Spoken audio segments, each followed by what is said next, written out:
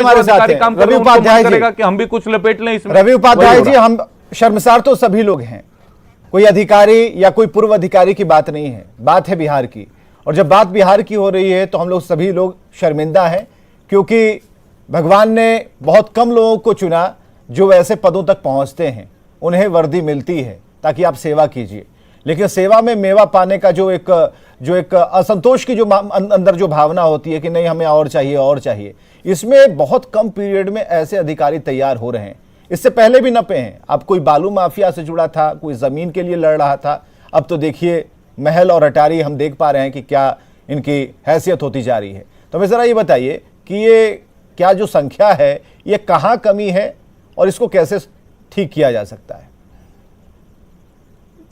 विवेक जी, एक चीज हम बताना चाहेंगे कि ये जो दयाशंकर जी का मामला जो अभी ताजा मामला है, ये 2016 बैच के आईपीएस अधिकारी हैं जी, और इनकी पोस्टिंग कहाँ हुई और यह बात छिपी नहीं है वहाँ पर क्या इन्होंने किया है।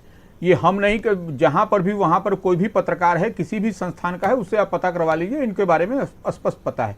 और ये देखिए 2018 में भी आपको मुजफ्फरपुर एसएसपी थे, उनके यहाँ भी छापामारी और वहाँ से भी मिला। ये सब क्रम, यह सिलसिला चल रहा है। बिहार का दुर्भाग्य है कि अभियानंद सर यहाँ बैठे हुए हैं, आप पूछिए इनसे कि हम लोग ऐसे पत्रकार, जब भी कोई पत्रकार डीजीपी को फोन करता था डायरेक्ट रात में 12 बजे 1 बजे हम लोग बात करते थे इनसे, कोई भी हम लोग न्यूज लेते थे। लेकिन आज के डेट में कोई पत्रकार क्या डीजीपी या चीफ सेक्रेटरी से बात कर सकता है? मुख्यमंत्री से तो खैर कोई माने शैडो ही माने उनका दिखाई पड़ता है, वो अलग बात है। लेकिन ये दोनों से तो हम लोग बात भी नहीं कर पाते हैं, कभी नहीं। हमारी बात नहीं किसी भी, अभी हम वर्किंग हैं, ऐसा नहीं कि हम रिटायर कर गए हैं तब हम लोग से बात नहीं हो पाती है। तो ये दुर्भाग्य है हम लोगों का। अन्य तो हम लोग पूछिए बैठे हुए हैं कि हम लोग घंटों जाके बैठे रहते थे और हम लोगों को सारा, और इनके ही समय स्पीडी ट्रायल और वैज्ञानिक अनुसंधान की जो बात आज सब लोग करते हैं, इन्हीं का सिखाया हुआ गुड़ है और यही पर आज पुलिसिंग हो रही है।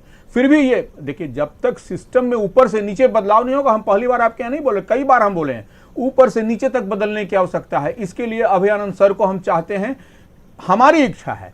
अब करना न करना तो गृह माने मंत्री नीतीश कुमार की जिम्मेदारी के, इनको बैठा करके एक पुलिस के ऊपर एक ऐसा आदमी बैठाया जाए जो कि अवकाश प्राप्त कर चुके हैं, इनसे सलाह मशविरा लिया जाए किस तरह से पुलिसिंग हो। और बिल्कुल क्यों नहीं हो सकता, जैसे सीडीएस बनाया गया, बिल्कुल क्यों नहीं हो सकता है? अगर सारी चीजें शुरुआत, कुछ अच्छी चीजें शुरुआत की गई, अपराधियों के मन में भय हुआ, तो जो वजह भय की जो पीछे जो एक कारण रहा, भय का एक माहौल क्रिएट हुआ अपराधियों के मन में, वो तो होना चाहिए। और उसके लिए जो लोग जिम्मेदार अधिकारी हैं, बढ़िया अधिकारी हैं, उनको लाना चाहिए। अभियानंद जी, सुधरेगा कैसे? हम इस निष्कर्ष पर आना चाहते हैं, क्या करना चाहिए? ठीक है, नीतियों में गड़बड़ी है, करें क्या, कैसे? क्योंकि इनकी भी तो अब इतनी कठिन ट्रेनिंग होती है, उसके बारे में हमें तो नहीं पता, लेकिन काफी कड़ी ट्रेनिंग होती है, सब कुछ लिखाया पढ़ाया, सब कुछ समझाया जाता है, बावजूद इसके बस ये नोट कमाने में लग जाते हैं। कैसे सुधरेगा सर?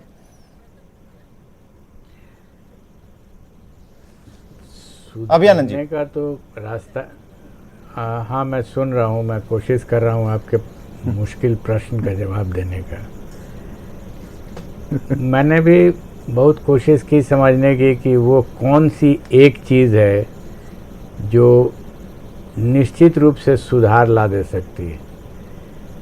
और अगर मुझे उसको व्याख्या करने के लिए छूट दी जाए तो मैं एक वाक्य कहूँगा जी। जिन तीन व्यक्तियों का मैंने नाम लिया, मुख्यमंत्री, मुख्य सचिव और पुलिस महानिदेशक जी, उसमें एक के बारे में आम आदमी के बीच में और खास आदमी के भी बीच में एक भावना पैदा हो कि ये आदमी अगर साक्ष्य के साथ पकड़ लेगा तो आपको ईश्वर भी नहीं छुड़वा सकता है। ये भावना घर कर जानी चाहिए हर एक पदाधिकारी में, और मे बी एनीवन जिसने भी क्राइम किया है। तो शब्द मैंने जो इस्तेमाल किया है वो है साक्ष्य के साथ। हवाबाजी नहीं होनी चाहिए, एडिटोरियल पर कोई कार्रवाई नहीं होगी, क्योंकि पुलिस का काम अनुसंधान है, एडिटोरियल लिखना नहीं है। अगर साक्ष्य मिल गया और ठोस साक्ष्य मिल गया तो आप ईश्वर के यहाँ से भी पैरवी ले आइएगा, चांस ही नहीं है छूटने का आपका। और वो परसू होगा टिल द लॉजिकल एंड। जी, लॉजिकल एंड का मतलब होता है सिर्फ उद्भेदन नहीं, उसका ट्रायल, उसकी सज़ा, उस सज़ा का appeal, till the law comes to a finality. जी, जी, क्योंकि हमारी व्यवस्था में, कानून में बहुत सारे पुछले होते हैं, वो अगर आप एक बार कन्विक्शन करा दीजिए तो फिर पीछे लग जाएगा वो। हमको याद है कन्विक्शंस बहुत हुए, उसके बाद अपील फाइल हुआ हाई कोर्ट में, सब बेल हो गया, क्राइम का स्पॉट आ गया। मैंने पता किया तो मालूम है बेल का ये अपील का चक्कर है हाई कोर्ट में। फिर अपील हमने लगवाया, अपील में परसू किया, स्पीडी अपील का कॉन्सेप्ट आया। जी, जी, फिर बेल कैंसिलेशन का आया। फिर मैं आपको बताऊं कि जो जितने लोग करप्ट लोग के यहाँ रेड हो रहा था जी, उसमें मैंने पहले उन लोगों को प्रस्ताव दिया कि कैसे डिसमिस किया जा सकता है, कानून में अड़चन को हटाते हुए डिसमिस कर दें, और लोग डिसमिस हुए उस समय। जी, क्यों नहीं हो सकता है? अब जैसे इस व्यक्ति ने बहुत सारे प्रॉपर्टी एक्वायर किए होंगे जी, जिसका कोई उल्लेख उनके प्रॉपर्टी रिटर्न में नहीं होगा, तो एटलीस्ट इतना तो चार्ज एस्टैब्लिश है ना कि उसने सरकार से झूठ बोला है। इसी के लिए आप प्रोसीडिंग कीजिए और डिसमिस कीजिए, और 1 महीने में डिसमिस कीजिए। और ये क्यों नहीं हो सकता है?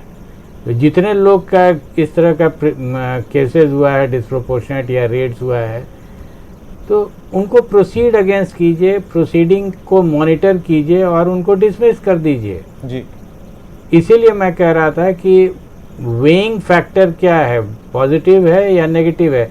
उसको अगर लगेगा कि हमको फ़ायदा हो रहा है क्राइम करने से, हाँ, तो वो करेगा, घाटा को अंडरमाइन कर देता है।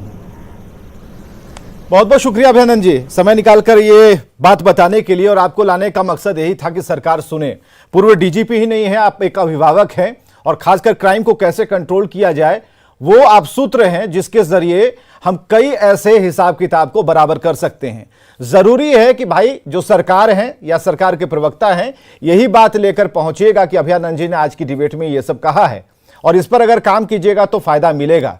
नहीं समझ में आता है, जल्दबाजी में अगर कुछ कह गए होंगे तो अभयानंद जी को बुला लीजिए, कुछ सीख लीजिए।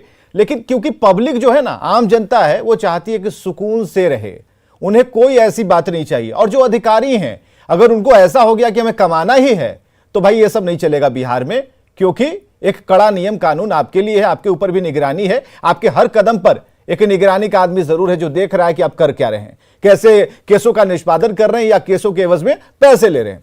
बहुत बहुत शुक्रिया, इस पैनल को बहुत बहुत धन्यवाद कि आज एक सार्थक बहस हुई, अच्छी बहस हुई। और वर्दी वाले घुसखोर बिहार के लिए कोड ना बने, इसके लिए सरकार को जागरूक होना पड़ेगा। जिन 3 कड़ियों की बात पूर्व डीजीपी अभयानंद ने कही है, ध्यान से आपने सुना होगा, तो अमल में जरूर लाएंगे। खबरें लगातार जारी हैं।